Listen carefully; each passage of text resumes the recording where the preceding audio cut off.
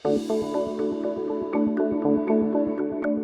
sjáum falsfréttir og rangar og misvísandi upplýsingar er ekkert nýtt, en það sem er að gerast núna er að með nýju tækniumhverfi, þar sem sífellt fleiri er að nálgast upplýsingar í gegnum samfélagsmiðla og á netinu,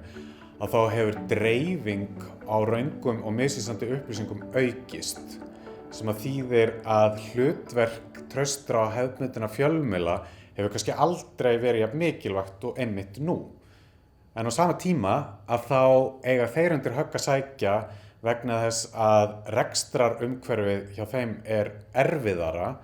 en það hefur verið.